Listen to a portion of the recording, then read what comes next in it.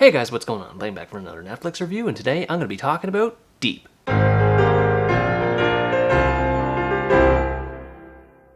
Deep is a Thai science fiction drama movie that tells a story of 4 med school students, all of whom are insomniacs that have the opportunity to take part in a radical pharmaceutical experiment in exchange for large sums of money. The story essentially focused around the character of Jane, who has a lot of stressful things on her plate. She's constantly worrying about her grandmother's health, about whether or not she's going to be able to make mortgage payments on time, and then she has to add her med school tuition fees on top of it all. Although she's a dedicated student, her insomnia places great stress on her, and she feels like she has to quit med school so that she can get a regular job and be able to pay the bills for once. And this prompts her professor to intervene and introduce her to the radical drug program so that she's able to make some quick cash. And this is what leads her to being introduced to the other characters as a result. The experiment is designed to see how long the human body can stay awake for using the effects of a drug called serotonin, and it starts well enough at first, but as the experiments proceed in length, the characters start to become increasingly more sleep deprived, which results in them experiencing more adverse health effects, so the group have to band together and find a way to survive the experiment before they all end up dying before it's complete. I have to admit, I kind of had flashbacks to another Netflix movie called Awake when I was watching this one, just in terms of the fact that the characters in both movies have to stay awake for extremely long periods of time. Thankfully, however, this movie is nowhere near as terrible as that movie was, as there's a variety of characters featured throughout the story that help to keep things intriguing, at least at the beginning. The main character, Jane, is kind of ordinary in personality, but her sister June brings out the best in her. You get a sense early on in the movie that she is extremely devoted in both her professional and personal endeavors, and that she will do whatever it takes to provide the best life for her family possible. Win is a lot more cockier by comparison. He's literally described as a party animal in the movie itself. Based on that description alone, I thought he was going to be portrayed as really shallow, but as he spends more time with Jane throughout the story, he mellows out a bit more, and I started to appreciate him and his family backstory a lot more as a result. Scene is definitely the most vain character in the entire group. She's a beauty blogger that has a large following on Instagram, and that's pretty much the only trait she's got going for her. She's always talking about wanting to enhance her face and breasts and other bodily features, but we're never really given a reason to care about her as a character. She has nothing in the way of backstory from what I remember anyway,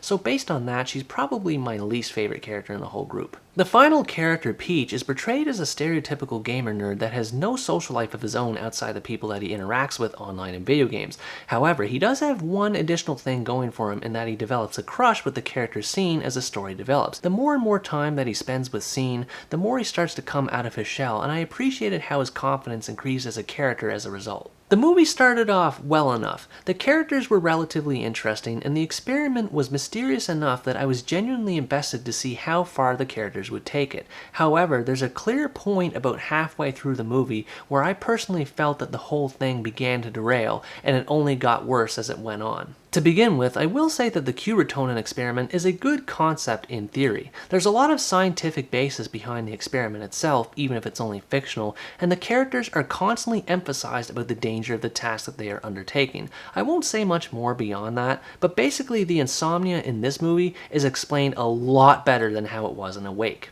However, something I noticed in the movie as it went along, even before the halfway point, is that nobody ever seemed to have a consistent level of serotonin in their systems. It never made sense to me why a few characters might be a little further ahead than a few others, and even when there was a reason given as to why later on, it still felt poorly explained. The experiment has 3 levels, the first level lasting 3 days, the second lasting 5, and the third lasting 7, a whole week. So based on that logic, you would expect that the longer the experiment lasts, the more harmful it is to its participants. However, this movie completely goes against that logic. Level 1 seems to have virtually no effect on any of the members of the group, even at the day 3 mark, but when Level 2 rears its ugly head, things take a turn for the worse and characters start to lose their minds all of a sudden, even before day 3 is over. There was no consistency behind the insomnia that the characters were supposed to be experiencing. Even though this movie takes place in Thailand, the experiment itself is actually conducted by a German researcher who serves as a sole English presence in this movie, and his acting